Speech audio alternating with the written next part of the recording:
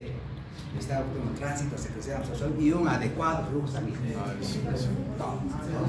Esa la respuesta era B. ¿Ya? La tercera, el bolo alimenticio tiene que progresar, sí, tiene que sufrir un proceso de digestión química y mecánica, dijimos, ¿no? Pero requiere estímulos externos e internos, ¿no? El control autónomo, externo e interno. Parasimpático, simpático, sistema nervioso entérico. ¿Cuál era la respuesta correcta en la respuesta 3? Hasta la eliminación del bolo fecal. ¿Cuál era? BS, exacto. BS. Porque el estímulo parasimpático es excitado, pero también puede ser inhibidor. Sí, exacto. Relaja, libera, óxido nítrico, permitividad vasoactivo. La respuesta era B y C. Pregunta 4. Dentro del estímulo intrínseco, ya de la función motora autónoma del tubo digestivo, ¿es correcto? ¿Cuál era la respuesta? A, B, C, D, E. ¿Cuál era?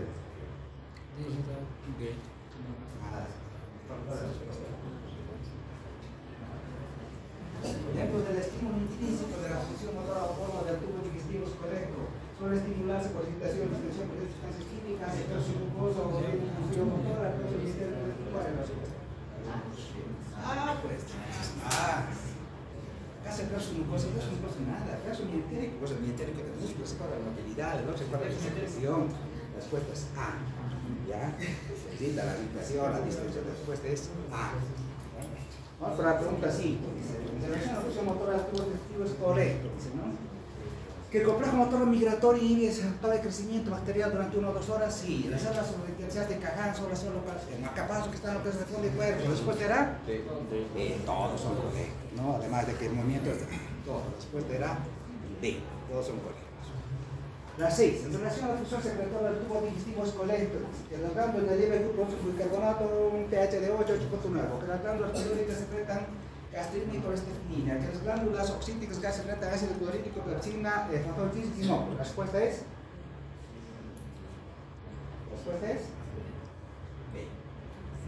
B. ¿Por qué?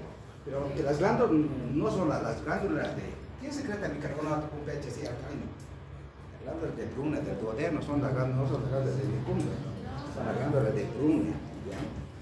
Y otro decía, por ejemplo, que las glándulas pilóricas, ¿qué otras glándulas pilóricas secretan? Las dos hormonas, la gastrina, esa es la respuesta correcta. Y las glándulas oxíticas secretan ácido clorhídrico, pepsina, factor físico. Mentira, pepsina no secreta, secretan pepsinógeno. ¿Ya? Las preguntas así son en medicina. Vayan donde vayan, a cualquier examen que se presente, así les va a ganar. Así es que les vamos a preparar para eso, para que sean buenos. Van a leer, van a estudiar. ¿Ya? El compromiso es eso, chicos. Vamos a meternos. Bueno, vamos a la 7. Dice, en relación a la función absortiva del tubo digestivo es correcto. ¿Cuál era la respuesta correcta? De la superficie total del tubo digestivo es...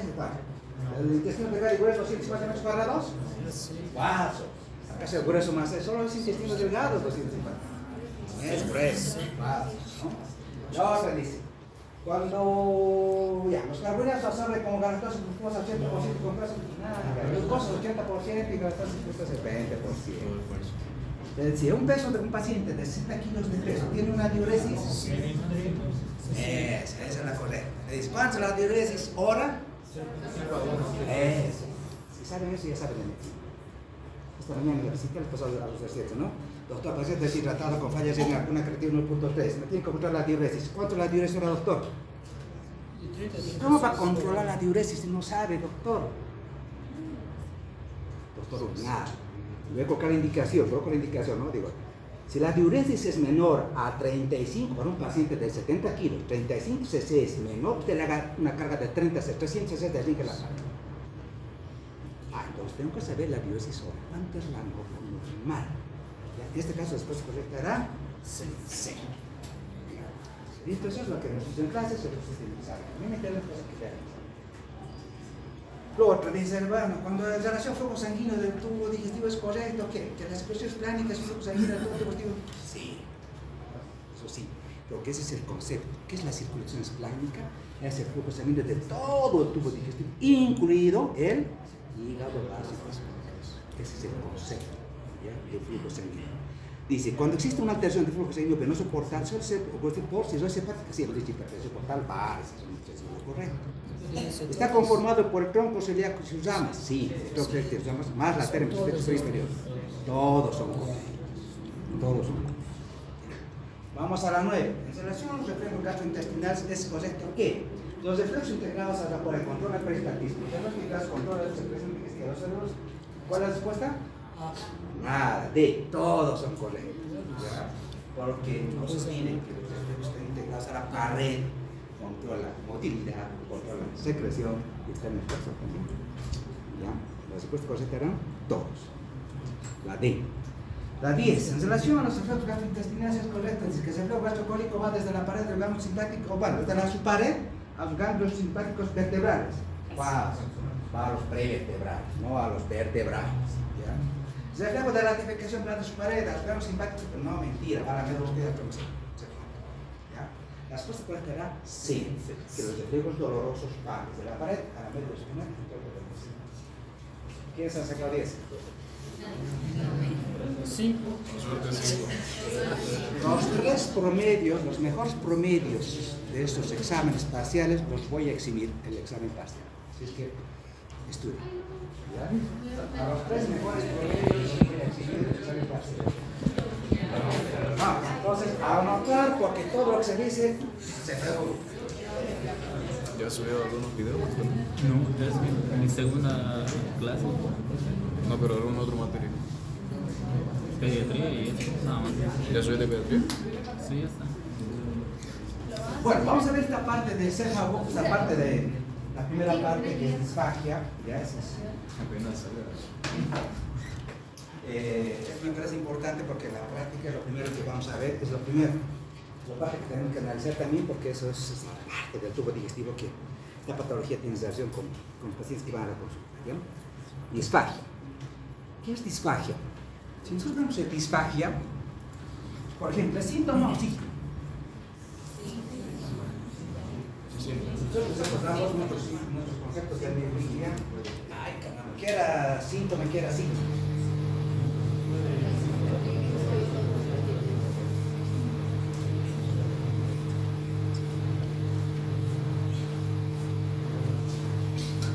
¿Qué era síntoma?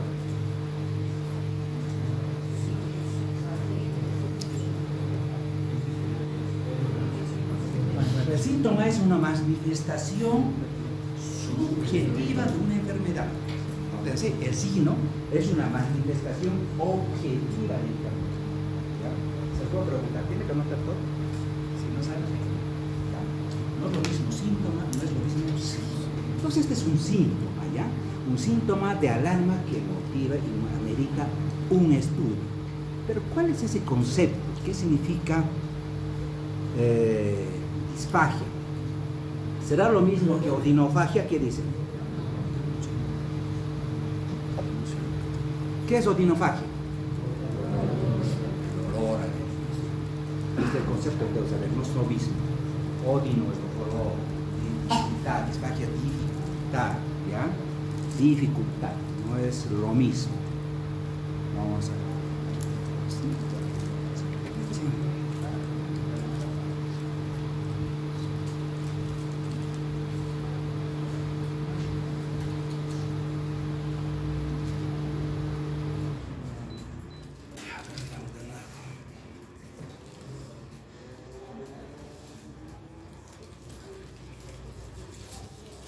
Entonces, cuando hablemos de disfagia, vamos a ver que hay un retraso en el tránsito del bolo, ¿no? Desde la cavidad oral hacia el estómago.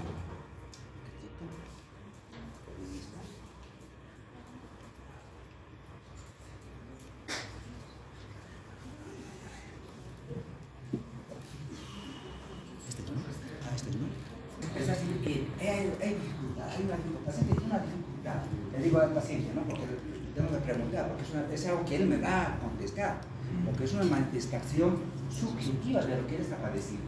Por eso es un síntoma. Señor, ¿usted logra tragar, logra deglutir los alimentos?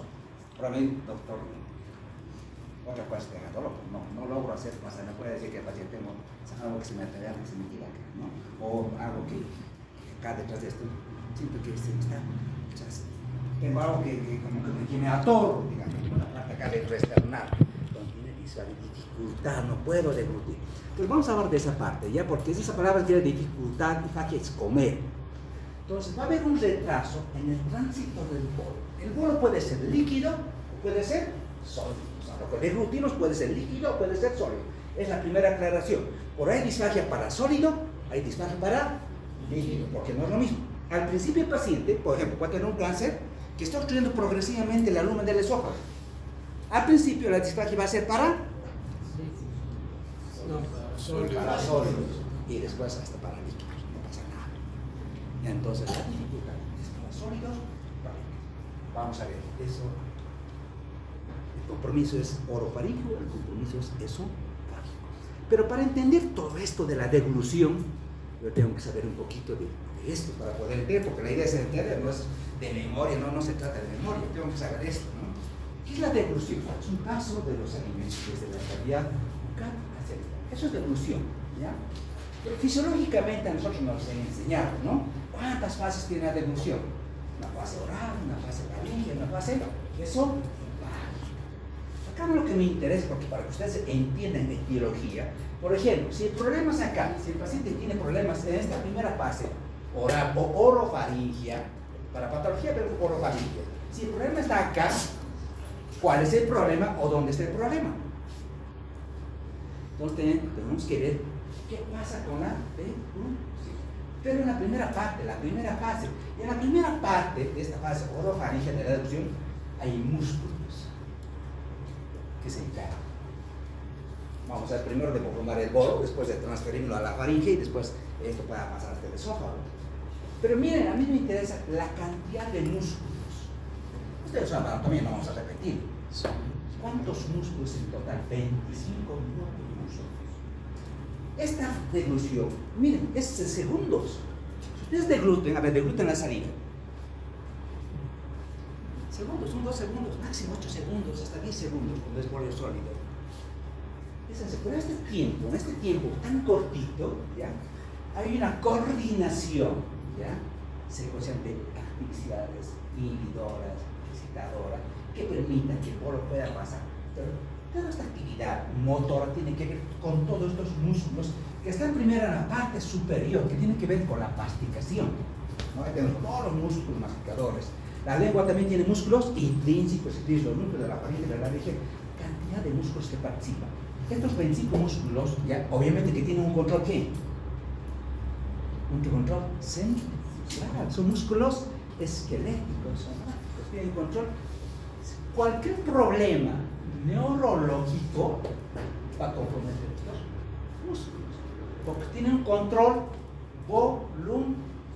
Yo puedo controlar, puedo deglutir, puedo triturar, ¿ya? A mí me interesa esto. Pero es diferente esta parte del esófago. Miren el esófago. ¿Qué pasa con el esófago? El esófago, si bien tiene una longitud de 25 centímetros de longitud, un diámetro de 3 centímetros, el tercio superior del esófago, el tercio proximal, ¿qué es? Continúa siendo músculo estriado, igual que los músculos que están en la cavidad oral, ¿ya? La faringe, pero tienen control voluntario. El tercio medio del esófago es mixto, puede ser liso y estriado. En cambio, el tercio inferior es liso, involuntario. Tenemos el esófago cervical, el esófago torácico, el esófago abdominal. Y este esófago, así dividido anatómicamente, tiene este músculo. Si este músculo, miren, ¿qué nervio es acá? ¿Ya? Tengo el nervio vago, es parasimpático. El parasimpático, ¿qué dijimos? Siempre es excitador. De él depende la motilidad, de él depende la secreción. Y acá comienza su función. Y eso está integrado a otros sistemas. Sistema nervioso, mientérico, al sistema entérico, al cerebro entérico, pero a los dos plexos, al mientérico y al de Auerbach, ¿no? Si yo le hago un corte a este esófago, miren. Le hago un corte transversal, voy a ver las capas, ¿no? Decíamos con ustedes, ¿qué lo diferencia al esófago del resto del tubo digestivo? En la mucosa, ¿qué lo diferencia? En relación al resto del tubo digestivo. El epitelio. epitelio. El epitelio, no queratinza. El resto del tubo digestivo es epitelio. Esa es la primera diferencia. La segunda diferencia en relación al resto del tubo digestivo, ¿cuál es? Es la adventicia. Todo tubo digestivo tiene serosa, pero el esófago tiene adventicia. ¿Por qué es importante? Porque no tiene adventicia, cuando ello sea de esófago, rápidamente hace metástasis. Rápidamente hace metástasis. ¿Ya? Entonces, esto es fundamental. Después la estructura muscular es la misma, miren, tiene una capa interna, circular, externa. Pero miren, esta capa muscular del esófago, circular interna, está bajo el control del sistema nervioso mientérico de Awen. Él depende de la motilidad, ¿ya? Claro, bajo una estimulación intrínseca también del sistema nervioso parasimpático. Si nosotros, por ejemplo, hacemos la vagotomía, ¿qué pasará con ese músculo esófago? Claro, es autónomo, él sigue deglutiendo. No es que la deglución, si bien nosotros hacemos una vagotomía, esa parte, le quitamos el control central voluntario, ¿ya? Por compromiso del tronco, del núcleo dorsal, del vago, ya por cualquier problema neurológico, la deglución persiste. ¿Por qué esto es autónomo? En los días, a la semana, ya adquiere el tercer control, el paciente empieza a venir. Porque tiene un control muscular, un peristaltismo que depende de ese plexo mientérico. Pero este epitelio, miren, este epitelio, así con esta estructura de la pared mucosa muscular y serosa, tiene receptores, hemos indicado. Miren, de este cuadro, esto me interesa. ¿Ya? Todo esto es lo mismo. Que las glándulas esofágicas, ¿ya? Porque tiene glándulas, el hombre tiene glándulas esofágicas, ¿qué secretan? Moco, bicarbonato. Porque el bicarbonato, ¿por qué? ¿Qué hace el bicarbonato? Neutraliza el ácido del estómago. Siempre ese flujo de fluido lo va a neutralizar. Gracias a eso, siempre está íntegro la pared del esófago. Pero además, tiene un factor de crecimiento epidérmico que lo va renovando cada cierto tiempo. Cada 5 a 7 días, la mucosa se va renovando. Se va renovando. ¿Ya? De ahí la importancia. Después lo mismo, ya lo hemos indicado.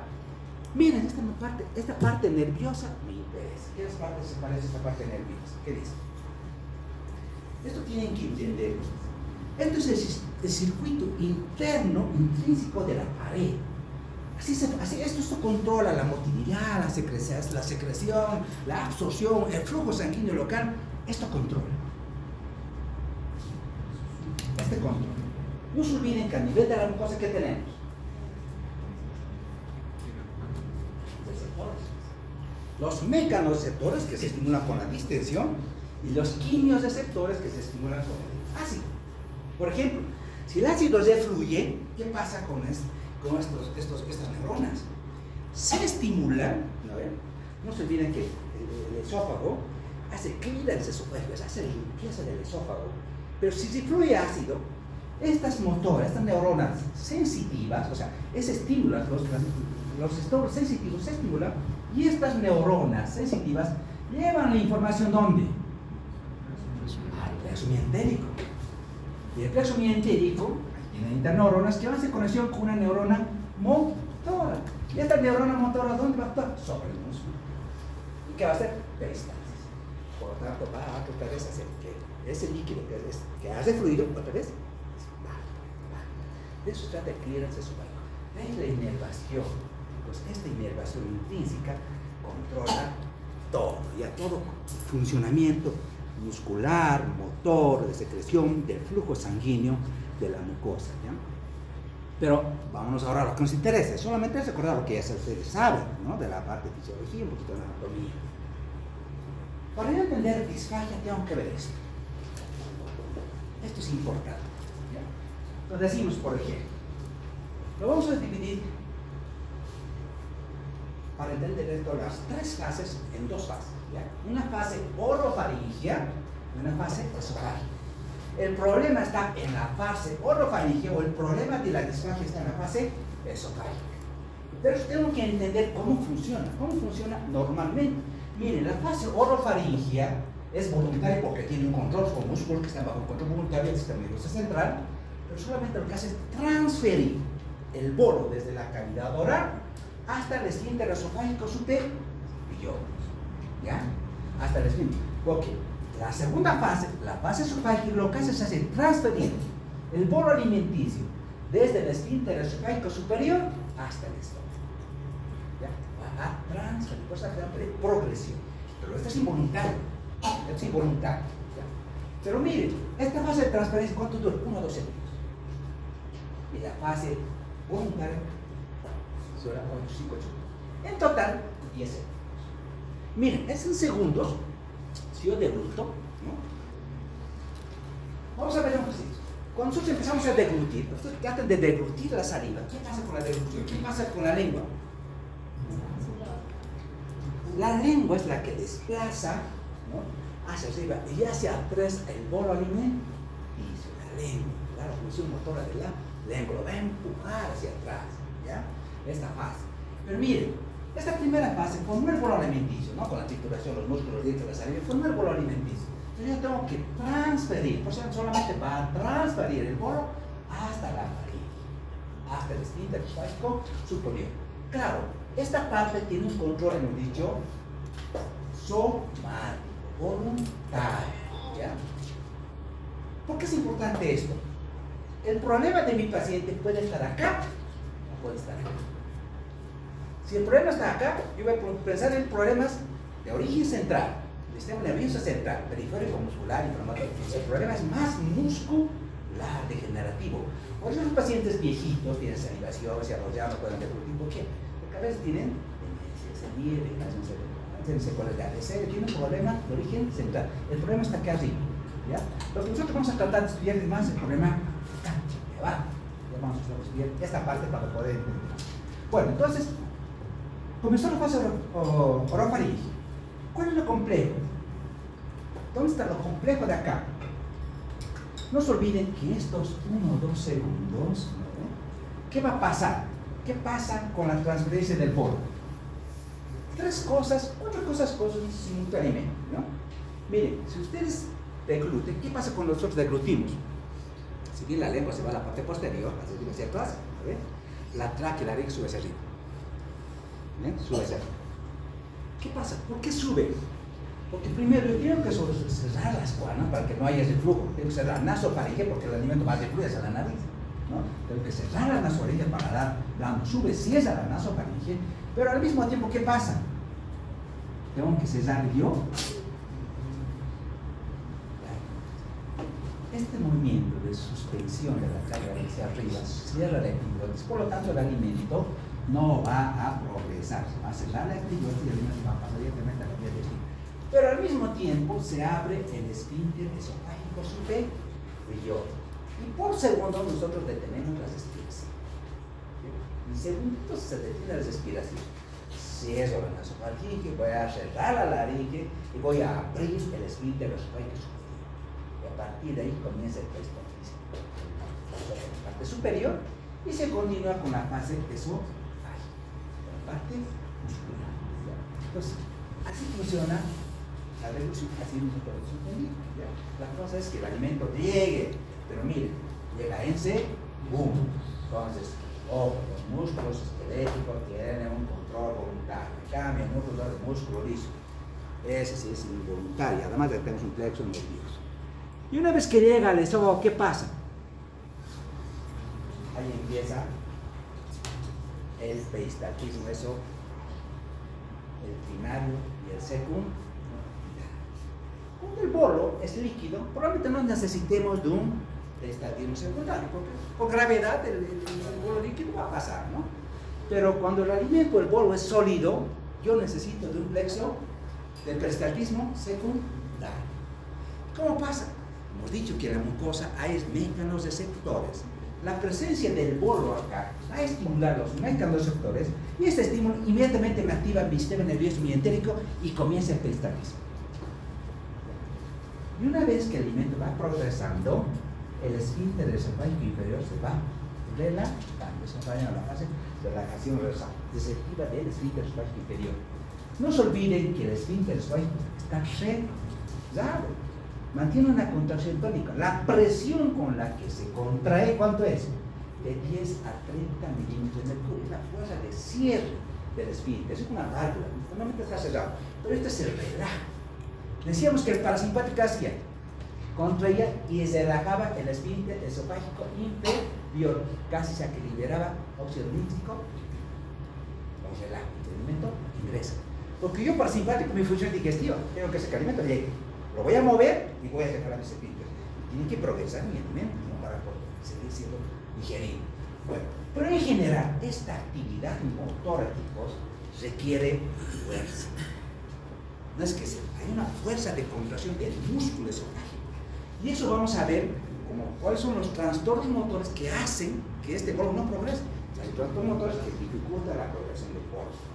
Miren, la fuerza de contracción, la parte superior del esfínter es de 10 a 100 milímetros, en la parte de 30 a 180 milímetros. Entonces se construye fuerza de contracción.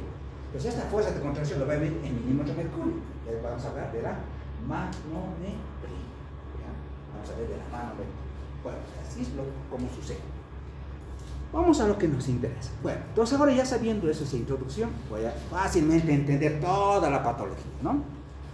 Esta enfermedad, su prevalencia es poquita, de 3 a 9%, es frecuente en personas mayores de 50 años. Sí, es frecuente en personas de 50 años. Y especialmente en el sexo femenino. Y algo que siempre les pregunto en la práctica, les digo a los chicos, si mi paciente, si una mujer de sexo femenino, 30, 40, 50 años, 60 años, entra a la consulta, lo primero que yo debo revisar es tiroides. Lo primero. ¿Ya? O sea, por la hipertensión que tiene que ser la glándula tiroides durante los embarazos, hay harta patología de tiroides, ya, nódulos. Imagínense un bocio nodular, me vaya a comprometer, claro, el esófago. Pues yo debo revisar. ¿Ya? Es decir, nomás un paciente me lo ha mandado de la consulta, en un centro de primer nivel, me dice, toda la consulta, como disfagia, ¿no? Disfagia y para gastroenterología. Viene la señora y le pregunto, señora, ¿qué molestia tiene? Doctor, tengo dolor. Ah, no es dificultad, es dolor. Le pregunto, ¿no? Señora, ¿dónde le duele? ¿Qué tiene? Tiroiditis, hay una máscula de tiroides, de Samsung tiroidea, tiene un hipotiroidismo subclínico, pero el problema era la tiroides, no era la dificultad, pero mala como disfagia. Mala interpretación de conceptos. Miren, con un concepto difiere el diagnóstico. Mala conducta del profesional. No es lo mismo dolor, dificultad. Ya tenía dolor cervical. La paciente está diciendo, no, indíqueme acá. Doctor. Claro, aumentado de volumen doloroso, ahí está una tiroides. ¿No? Palpen. Ya examinen tiroides, siempre. Es como en emergencia. Viene en emergencia paciente con dolor abdominal. Mujer de sexo femenino, ¿no? Con dolor abdominal, cuadro agudo, en edad reproductiva, ¿qué le voy a preguntar? Fecha de su inclusive le voy a hacer, aunque me diga, sí, doctor, inclusive muchas veces ha pasado en la emergencia, ¿no? Pero tengo que hacer fracción de, o sí, tengo que hacer. ¿Cuántas veces se ha negado el embarazo?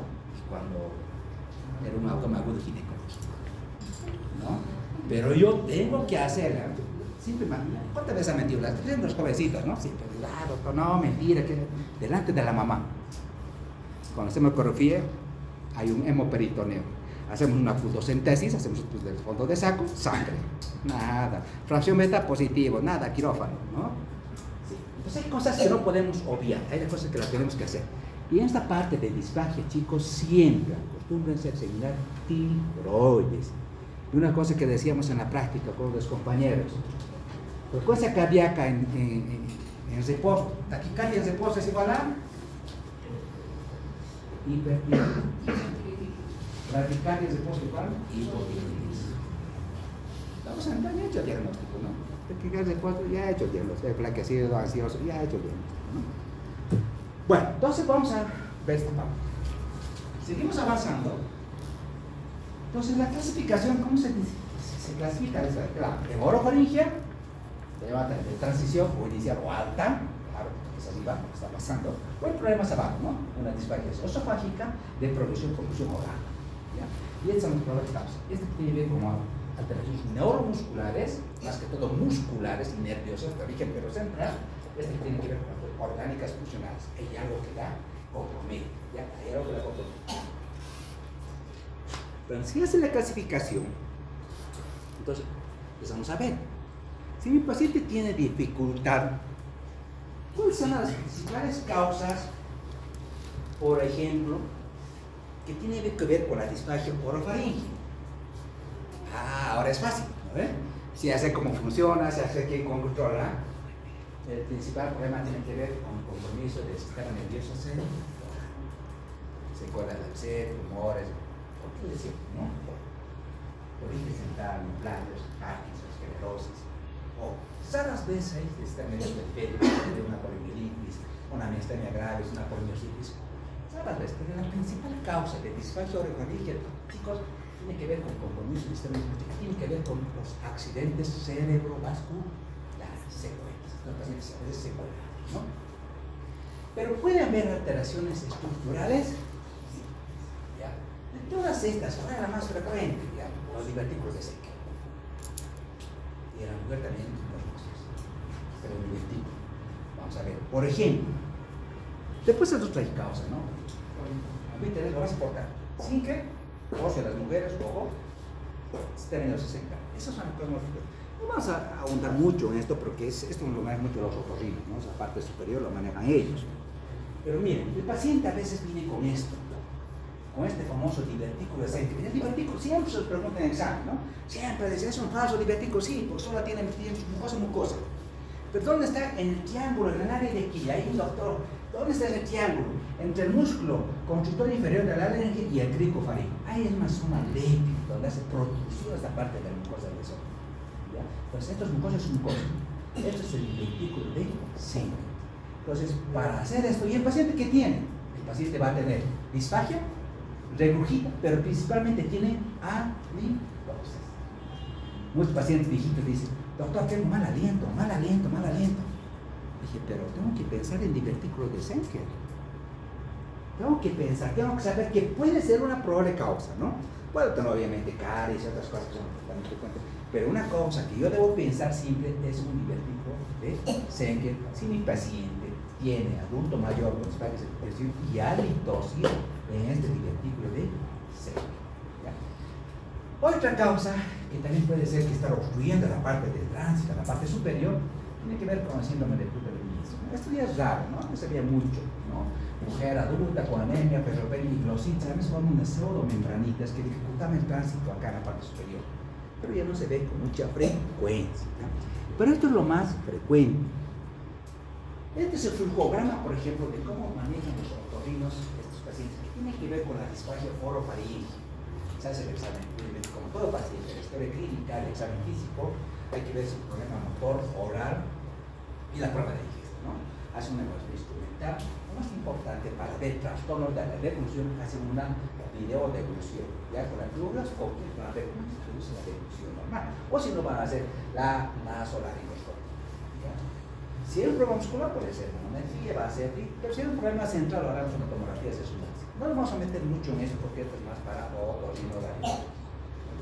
Lo que a nosotros nos interesa es esta parte del esófago. Acá sí esto nos interesa, ¿ya? Entonces, si yo digo, es la disfagia, es esofágica, ya sé que la dificultad tiene que ver, ¿no? Con el trazo del borde, desde el esfínter del fago superior hacia esto. Pero hay una cosa que me interesa acá, es retroesternal. En cambio, la disfagia orofaringea es más cervical, es más arriba. Si ustedes dicen, señor o señora, ¿dónde tiene problema de disfagia? Doctor, acá, detrás del esternón. Si me dice que es retroesternal, ya, la disfagia es esofágica. Ahí estoy sospechando que una disfagia esofágica. La causa de la disfagia, de esta dificultad de progresión del bolo, puede ser algo mecánico, algo estructural, algo que está dificultando el tránsito de este bolo. Muchas veces hay anillos, vamos a ver en clase, vamos a ver en la estenosis o tumor, cáncer, ¿ya? Pero puede ser también una disfagia motora no obstructiva, que es un trastorno motor que tiene que ver con la motilidad. Cuando no hay una causa orgánica, motora, la disfagia es funcional. Entonces, en todos los exámenes, si no encontramos la causa, la disfagia es funcional. Y vamos a ver las causas. Mire, cuando la disfagia es estructural, puede ser intrínseca, algo dentro del esófago está obstruyendo el tránsito normal del bolo. La principal causa, ¿ya? O la principal causa de obstrucción intrínseca es la estenosis péptica de esófago. ¿Qué significa la estenosis péptica? Vamos a hablar cuando hablamos de herpes de flujo, ¿ya? Los pacientes de la tercera edad muchas veces tienen reflujo crónico, porque a veces tienen una hernia de hiato. El reflujo crónico, ¿qué va a ocasionar? Una inflamación crónica. La inflamación crónica que va a llegar a fibrosis. La fibrosis va a llegar a estenosis. ¿Ya? Inflamación crónica, fibrosis, estenosis. Entonces estos pacientes tienen un reflujo crónico por una hernia de hiato. Entonces va a estenosar el lumen normal del esófago. Puede haber eso. Aquí se vamos a endoscopía.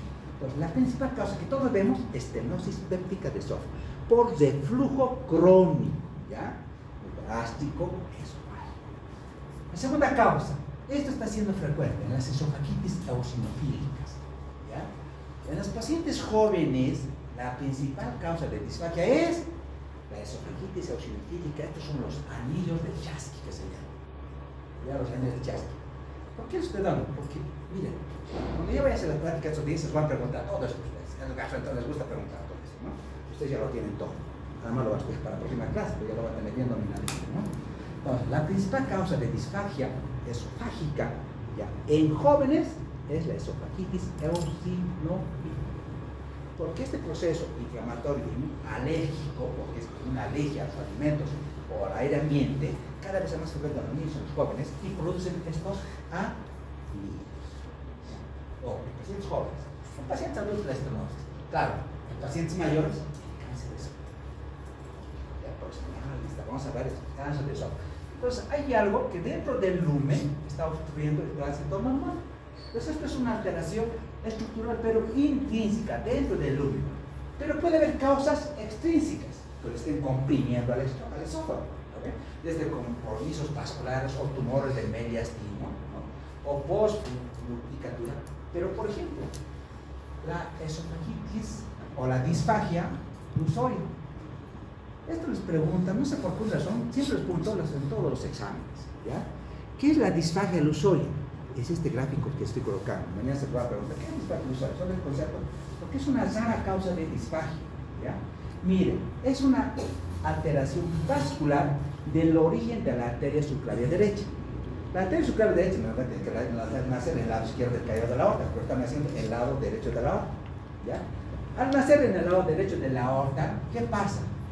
Pasa por detrás del esófago. Esta arteria subclavia derecha por detrás, y al pasar por atrás nos está comprimiendo el esófago.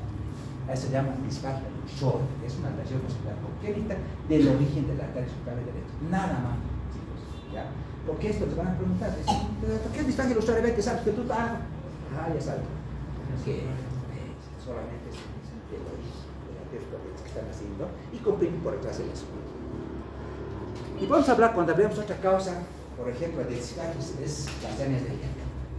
Vamos a ver tipo 1, tipo 2, tipo 3, que también pueden comprometer la personalidad de disfagia. Esto vamos a ver en su momento, ¿ya? Vamos a ver acá. Bueno, después vamos a ver esto de las enfermedades que tienen que ver con una cosa, claro, todo tiene con reflujo, con infección, enfermedades infecciosas, pero más que todo, por ejemplo, lo que veíamos antes, ¿cuáles eran? De Chapara todos venían con ingestión por causa, ¿no? Tomaban la batería, que se ingestión por causa, una esofagitis cáustica. Claro, la especificidad que pasa en inflamación, pues igual estenosis, ya venían con estenosis del estómago, con estenosis del esófago, todo estenosado, ¿no? La esofagitis cáustica era la cosa frecuente, ahora no vemos, a veces vemos, creo que ya la gente toma conciencia, ¿no? Pacientes que están con radio, quimioterapia, sí, que pueden hacer un proceso inflamatorio, estenosis, por radiación, por píldora de la esofagitis eosinofílica, hemos dicho, los anillos de Chasky, ¿no? Las infecciosas no obstruyen, pero inflaman, ocasionan dolor. Pero la alergia con sus complicaciones sí. Entonces, ahora, la disfagia, hemos dicho, puede ser estructural, todas las causas que hemos indicado, pero puede ser también motor. Que hay un problema motor que no está haciendo que ocurra. ¿Cuáles son? Por ejemplo, lo primero que vamos a ver en nuestro medio es la calasia. Pero la calasia secundaria Chagas, los trastornos de la Chagas. ¿El Chagas qué hace? ¿Qué creen que hace el Chagas? Bueno, todos los días tenemos Chagas, ¿no? Compromisos de Chagas, tenemos un Chagas digestivo, un Chagas cardíaco, un compromiso cardíaco, Del 100% de los pacientes con Chagas, ¿qué porcentaje desencadena complicaciones? ¿O todos hacen complicaciones?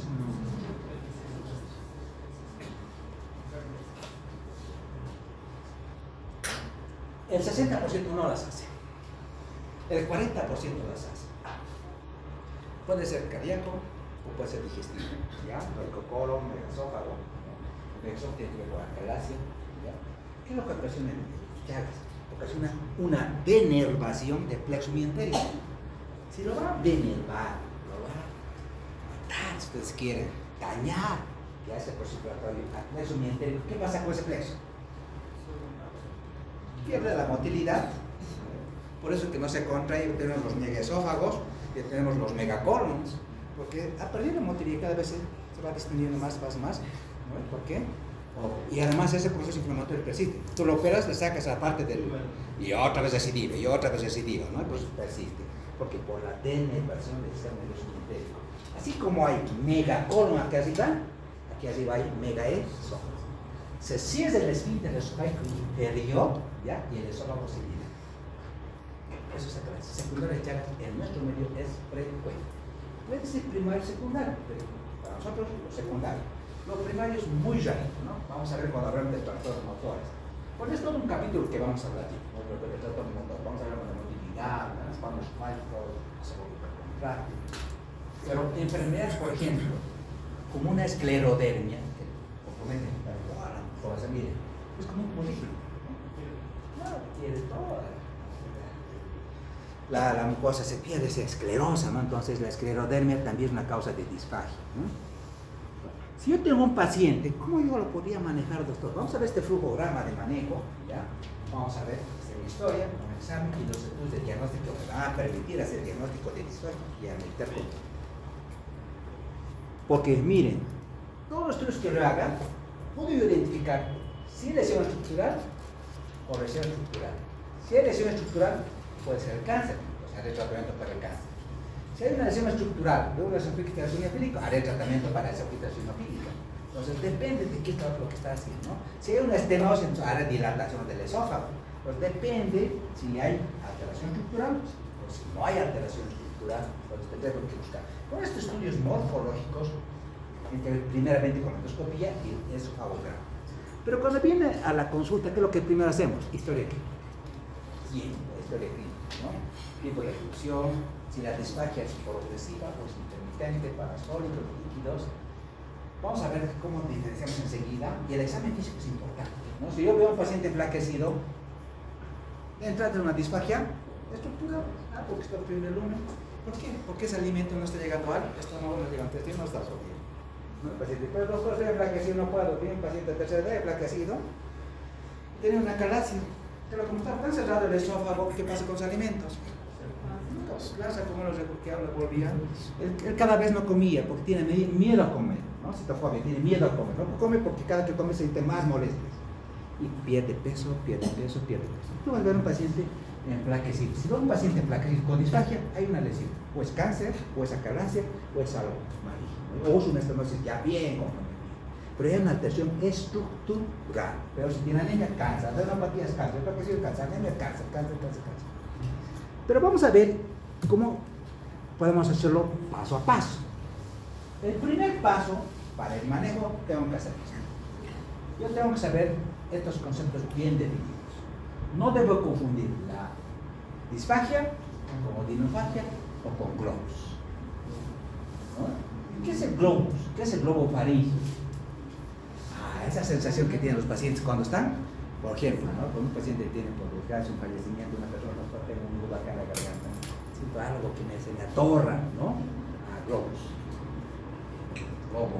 laringe, tiene que ver con estados de ansiedad, depresión. Estos pacientes más bien mejoran con los líquidos. Tú das un vasito de agua por favor a la señora, aquí te mejora, su síntoma mejora con los líquidos. En cambio los otros no, pues empeoran con líquidos cuando eso. Pero definan, no pueden confundir ustedes disfagia con disfagia o con globo, es diferente. Los conceptos los tienen que manejar muy bien.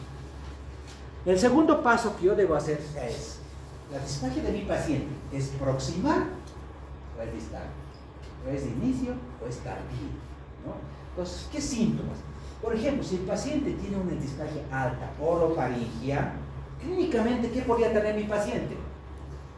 Dificultad para la masticación, escape de comida, pues tiene celos, escapa la comida, se regurgita inmediatamente, se aspira, tiene tos. Estos síntomas me están orientando a que mi paciente tiene una disfagia orofaringia. Pero si mi paciente me dice, no doctor, además tengo esta dificultad, es retroesternal acá, y tal vez tengo tirosis, ¿no? Reflujo, ¿no? Tengo regurgitación, tengo dolor, el problema es esofágico. Si ha perdido el peso, es esofágico. Entonces, estos síntomas van a ayudar a diferenciar, ¿es proximal o es distal? ¿Es proximal o es distal? El tercer paso que yo debo hacer, ya, es esto. Caracterizar si esto es obstructivo mecánico o es funcional, ¿ya? Si es obstructivo mecánico, generalmente cuando es obstructivo, cuando una causa mecánica está obstruyendo la progresión normal del bolón, esto es progresivo, ¿ya? En cambio, si es funcional o motora de motilidad, esto es intermitente. Poco a poco se le va cerrando la lumen del esófago y al tiempo no puedo hacer pasar ni líquidos ni sólidos. Por eso es progresivo. Disfagia principalmente primero para sólidos, luego para líquidos. Y esto repercute en el estado general porque el paciente pierde peso. Por lo tanto, digo, esto es mecánico, esto es obstructivo. Pero en cambio lo otro no es progresivo, es intermitente, puede ser sólido, líquido, se empeora con líquidos o el estrés. Eso es funcional, puede ser motor. Pero yo tengo que diferenciar. Estoy entrando una causa estructural motor, ¿no? Hay algunas preguntas que puedo hacerles también a la familia. Me dice, muchas veces el paciente se quiere líquidos para digestir su comida, pero corta mucho la comidita, come muy lento, mastica en excesivo, o sea, mucho tiempo, es el último en levantarse de la mesa. Estos datos me pueden hacer pensar que el paciente tiene disfagia, probablemente alta, ¿no? Pero ojo, o baja, pero esos son síntomas que la familia nos puede decir, o el paciente también.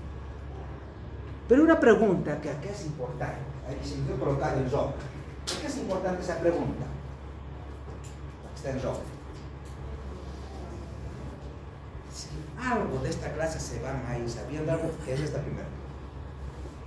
Lo primero que yo pregunto a mis pacientes cuando vienen a la consulta, señor, ¿cómo puedo saber, por ejemplo, para que tenga una tolerancia oral normal o anormal? Le digo, usted, señor, ayer, estos últimos días, logra servirse o logra desayunar, servir sus almuerzos, sus comidas con normalidad, logra hacer pasar la comidita de acá, doctor, hasta acá, lo de gluten. No tiene dificultad en hacer pasar el alimento, no se queda el alimento acá. No, doctor, me dice. Listo. ¿Qué he hecho con eso? He descartado patología de esófago. No hay nada de eso. Si me dice después, ¿no? Doctor, pero no, acá llega, se me hincha, ¿no? Se me hincha, me lleno mucho, ¿no? Y para estar hartado todo el tiempo, el problema ya es de vaciamiento. Estoy pensando que hay una estenosis en el bulbo duodenal. Es como vimos hoy día, estos días con los compañeros, por ejemplo, y justo salió un adenocarcinoma gástrico con compromiso de antro. Y claro, como había compromiso de antro, ¿qué es lo que pasaba? ¿No? Y salió la endoscopía y la biopsia también, ¿no? Contigo. Entonces, ¿qué pasa? El estómago se dilató tanto, ¿no? Se dilató tanto, porque el estómago, ¿cuánto tiene que? Su capacidad de almacenamiento es 1500 más. Luego, con una sonda sacaron 3500. Entonces, la sonda era salvadora, ¿no? Sacar cantidad. Claro, pero el paciente que tenía llanura precoz, tipo espontaneal. Solamente con preguntar, yo puedo llegar a dónde está el problema. ¿Ya? Si el paciente me digo, por ejemplo, no, doctor, loco, progresamos mal los alimentos, ayer, hoy me serví normal. Pues yo estoy descartando patología de esófago. Sigo preguntando, puede haber problema de estómago. Se le tiene diarrea, pérdida de peso, se le hincha, flatulencias, gases, intestino delgado. Logra evacuar normal sus necesidades, los hace. Sí, doctor, con normalidad, no es digestivo. Sí, de gluten, no tiene problema de inflación de intestino, no es digestivo. A veces el paciente viene con dolor, entonces si viene a veces, doctor, una bolita, le trae la consulta, si me duele todo hasta aquí, doctor, les reviso, herpes zóster, ¿no? Le saco una placa, una hernia de disco. Pero le he preguntado al paciente, no, mira, toda la abuelita come todo, no tiene problema, pero tiene dolor acá. Ah, claro, es lógico que la familia no necesita saber eso. Pero yo tengo que, con 2 preguntas, saber, ¿es digestivo o no? Y la pregunta clave es esta. ¿Tiene tolerancia oral normal? Si no me dice el doctor, sí, lo tolero, ya se me cayó patología del esófago. El esófago está bien, tranquilo, no pasa nada. Pero, ojo, ¿qué pasa con el médico? El primer error del médico, ¿viene por todo, por dolor, todo? No le preguntó esa pregunta así. Y el problema estaba en el esófago. Su problema, dolor, estaba en el esófago. No que le preguntó. Le pregunté, dolor abdominal de tantos pérdidas de peso. ¿Y come tu paciente? Ah, no me olvides, no le pregunté. No, pues parta por eso. El problema no es que parta, porque el problema está casi bajo.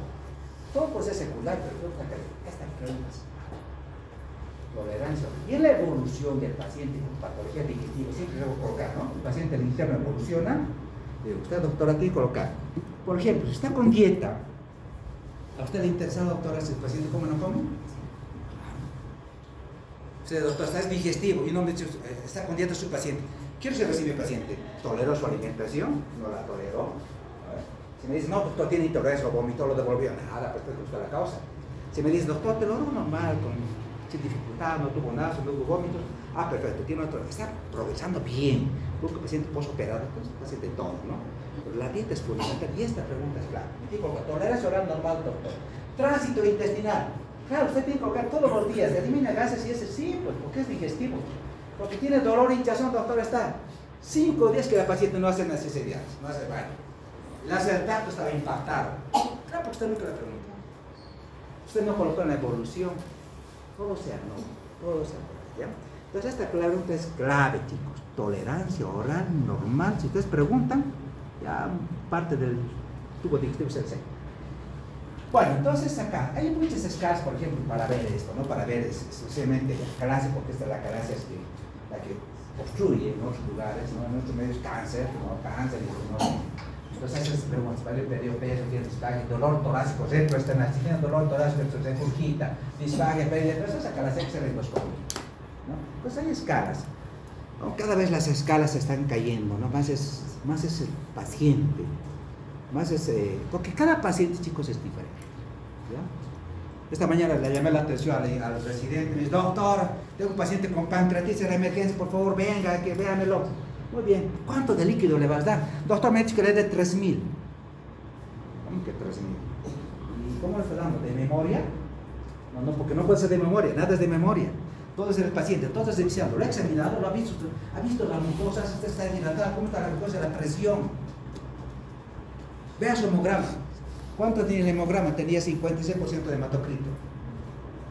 Estaba hemoconcentrado. ¿Ya? Estaba hemoconcentrado.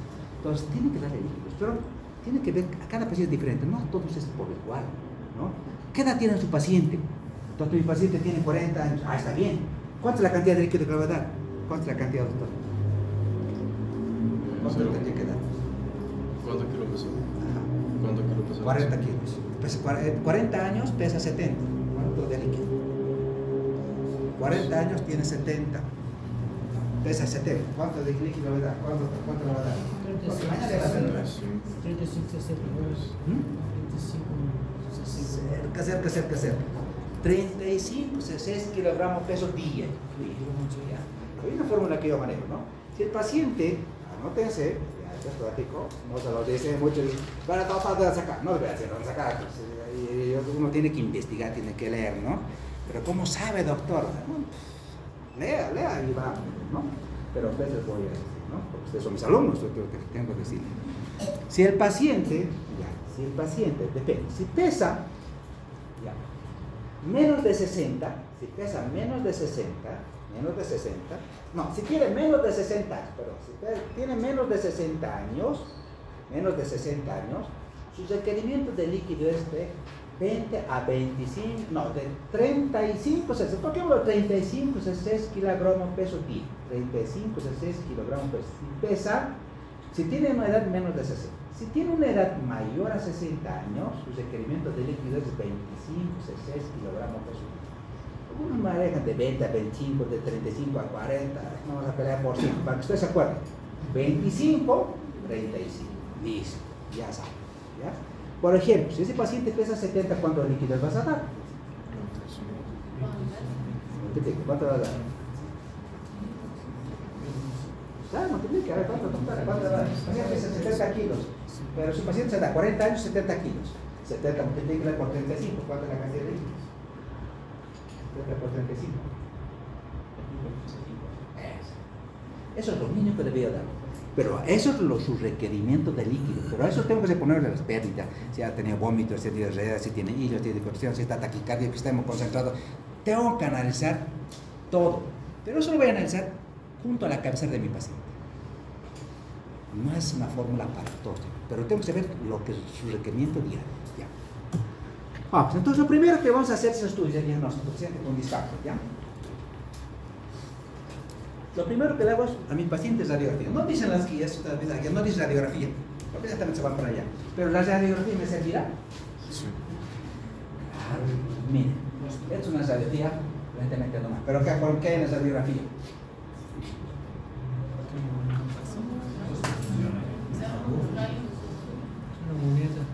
Cuatro años. Paciente, ¿no? De todas veces. Es paciente de pobrecito, ¿no? 12 años que se quiere cuatro años. Pero lo que quiero es que veas esta disposición. Miren, mi diafragma siempre está más arriba que este otro. Es la primera imagen fotográfica que tienen que tomar. ¿Ya? Yo les digo a todos los chicos en práctica, pero los chicos no todos les van a decir eso. Lamentablemente les he dicho una de las cosas porque me va a dar para traer lo que hago allá aquí. En sus prácticas ustedes van a ver que no se lo van a decir. Lamentablemente nosotros van a tener la suerte de hacer práctica en el gastro o en el instituto, donde vemos harto paciente, ¿no? Va a ser un lugar donde no lo ve, lamentablemente. Miren esto. Cuando yo veo una diafragma acá, esto es normal. Si mi diafragma está subido arriba, hay un problema abdominal. ¿Y qué hay un diafragma? ¿Por qué? Porque algo lo está propulsando, está empujando el diafragma. A veces una estenosis, como ese diafragma que vimos, ¿no? El diafragma estaba aquí arriba. Claro, porque el estómago estaba tan dilatado que lo propuso, construyó hacia arriba del diafragma izquierdo. Entonces el problema era el estómago, pero puede ser también colon. Esta mañana vimos una plaquita con intestino grueso, pero una hernia de hiato tipo 4 con intestino grueso acá, le han operado. Claro, un accidente como ha hecho una hernia de hiato postraumática a mi intestino. Pero la placa es fundamental, hay que ver la placa, saber la. Pero esta imagen es importante que la puedan ver por esta. Pero una placa simple, por ejemplo, ¿qué tienes acá? Esto es acá. Si yo veo esto, voy a ver claro que tengo un mediastino ensanchado, esto es un esófago. Este es el corazón, acá es el corazón. Claro, el paciente tiene razón, si es Chagas, tiene cardiomegalia. Pero si tiene cardiomegalia, puede también acalasia, por secundaria de Chagas. Entonces tiene cardiomegalia, tiene megaesófago. Las dos cosas. Pero una placa me sirve, ¿no? Es un paciente, por ejemplo, que tiene un bocio, tiene una mujer con bocio multinodular. O sea, una mujer siempre tiene que usar un bocio. ¿La placa siempre me va a ayudar? Sí. Pero otro estudio que hacemos, por ejemplo, es el esófago validado, el esófago contrastado. Antes no se hacía, pero ahora se hace, hay que hacerla, ¿no? O algunos dicen, no, antes de una endoscopia, hacer un esófago contrastado. Cuando tú una estenosis, hay que ver el grado de estenosis, la longitud de la estenosis, es importante el esófago contrastado. En el esófago contrastado, por ejemplo, yo voy a poder ver este divertículo de Senker, puedo ver estenosis, puedo ver anillos, puedo ver obstrucciones, puedo ver acalasia. Un estudio contrastado, visto. Por ejemplo, si hay una fístula, si el paciente tiene un cuerpo extraño y ha hecho una perforación, va a haber fuga del contraste hacia mediastino. Y esa está haciendo fístula. O la fístula, o ha habido perforación. Entonces, el esófago contrastado me sirve, el esófago contrastado. Miren, y acá puedo ver, miren, la acalasia. Cuando una acalasia se va severo de acalasia, este estenosado está muy dilatado. Pero esto me está obstruyendo el esófago. Por la disfagia, en este caso es por acá. Miren, cómo la simple radiografía contrastada me va a hacer diagnóstico. Cuando veamos un poquito el trastorno motor, lo vamos a ver más a profundidad de esto, pero vean la radiografía, un estudio contrastado de esófago, primero que es fácil, está asequible, pues podemos hacer, pero lo puedes solicitar, ¿ya? Un esófago contrastado. Ahora están haciendo un poquito más minutado, cronometrado, ¿ya? Hace un poquito hacer, tiene que ver más especialidades, después del tratamiento, puede ser cronometrado, la contraste, lo mismo, por los 2 minutos, así, ves el tiempo de vaciamiento, pero se puede hacer cronometrado. Este es más fisiológico, ¿ya? Pero te sirve para ver conducta. Pero los procedimientos que nosotros tenemos, que ustedes van a ver de aquí en adelante, son todos los endoscópicos. Por ejemplo, este paciente de la primera placa tenía un cuerpo extraño. ¿Cuál es el estudio endoscópico que ustedes le van a mandar? Una esofagoscopia. Doctor Villalobos, por ejemplo, haga una esofagoscopia. Puedes colocar rígida o flexible, eso va a ver, pero esto creo que es una indicación esofagoscopía. Entonces, el endoscopista con el esofagoscopio va a hacer el procedimiento que se llama la esofagoscopía, porque es copia, estudio. Va a estudiar, va a ver y va a retirar el cuerpo total. Puede utilizar el rígido o el flexible. Lo importante es que ustedes sepan qué estudio van a solicitar en caso de cuerpo de extraño. Puede ser huesos de pescado, monedas. Esofagoscopía, es el primer estudio que ustedes tienen que saber memorizar. ¿Ya? Dices, no, hágalo esofagoscopia, tienen que mandarlo. Ustedes tienen que empezar a familiarizarse con esos estudios. El segundo estudio que hemos dicho para ver alteración estructural, ¿cuál es?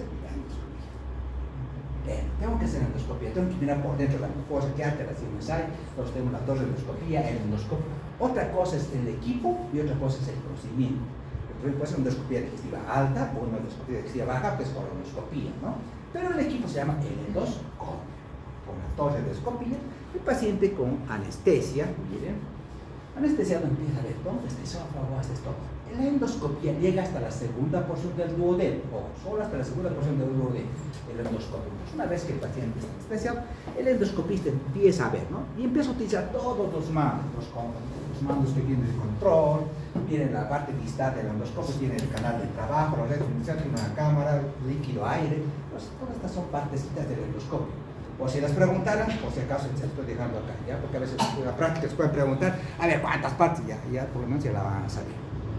Pero ¿qué me sirve? Mira, el endoscopio es tan importante porque aparte de ver por dentro toda la parte del esófago, puedo tomar biopsias. Eso es lo más importante, ¿no? Puedo tomar biopsias. Entonces voy a ver desde estenosis pépticas, voy a ver anillos, membranas, cáncer. Y cuando hay sospecha endoscópica que hay una esofagitis eosinofílica, el endoscopista la tiene que biopsiar. Porque el diagnóstico de la esofagitis es biopsia. Y mire lo que va a haber.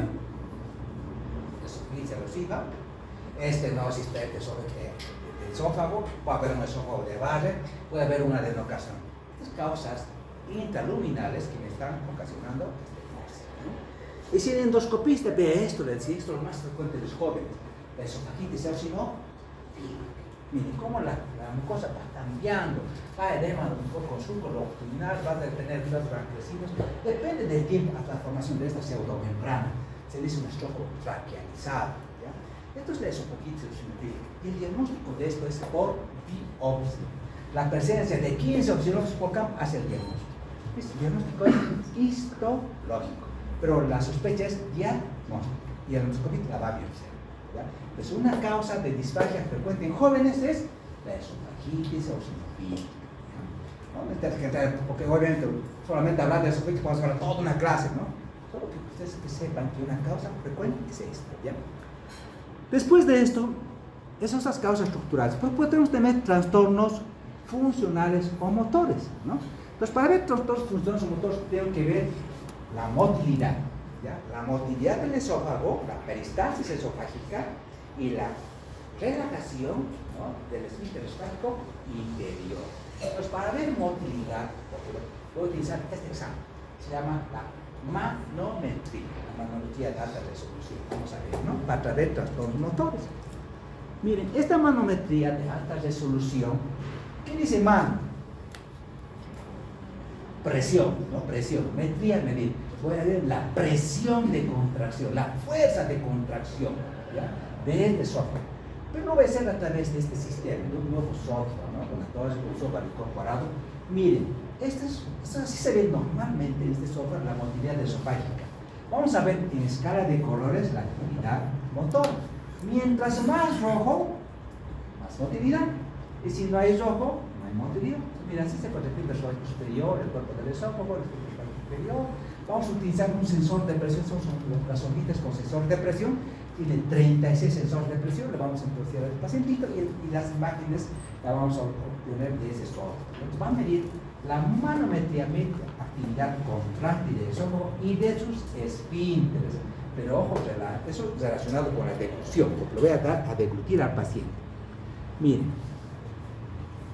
Entonces, esta es la torre de manometría, ya con sonido, con catéter, que tiene ese sensor de presión. Miren, en esta escala de colores voy a ver la actividad contráctil del esófago. Pero le voy a dar a deglutir. Miren, los colores fríos, baja presión, los colores más cálidos, baja presión. Por ejemplo, decíamos, el esfínter esofágico inferior tiene una presión de contracción. ¿Cuánto era? De 10 a 3, ¿no? En promedio 20 milímetros. Pues si yo veo el colorcito, ¿no? Este es el esfínter esofágico inferior. Ya, casi. Vale, y este es el bolo que está pasando por acá y esta es la actividad contacto. Veo acá, ¿cuál es la fuerza de contracción? 20 litros. Entonces, en escala de colores, ya, yo voy a ver la fuerza de contracción. Obviamente, este estudio tiene que ser personal entrenado, o sea, son los especialistas en motilidad, ¿no? Lo que a mí lo que me interesa es que la manometría mide el trastorno motor, ya para ver trastorno motor, que tiene que ver con la disfagia. Pacientita, voy a colocar el catéter con los gestores y le voy a deglutir, ¿no? 10 degluciones líquidas y voy a ver esas características. Y a través de esta manometría, esto es lo que vamos a ver cuando hablemos del trastorno motor del esófago, voy a ver todos los trastornos motores del esófago. ¿Ya? Vamos a ver la calasia, tipo 1, tipo 2, tipo 3, ¿no? La obstrucción del campo de salida. Miren, cuando no hay contracción, hay contracción ausente, espasmo esofágico distal, solamente la parte distal, o puede haber un esófago intercontráctil, que está como el esófago del taladrador, se llama también, o puede haber una motilidad esofágica inefectiva, que no cumple una función, o puede haber una peristalsis fragmentada. O sea, todos estos trastornos de la motilidad lo voy a poder medir a través de la manometría de alta resolución. Basta, no necesitan saber más ustedes, eso lo vamos a ver nosotros. El último estudio que está saliendo es el endofil. Con una sonda, esta sondita dentro del lumen, mide el endofil la distensibilidad del esófago, de la unión gastroesofágica. Cuando una fusión del tracto de salida y poner la calasia, mide distensibilidad. Evaluar la actividad motora, pero del esfínter esofágico inferior, el endofil. ¿Ya? Solo nada más. Y la disfagia funcional. Cuando todos los trastornos han dicho, no hay nada morfológico funcional, la disfagia es funcional. Listo, chicos. Así es que hasta ahí, próximo examen.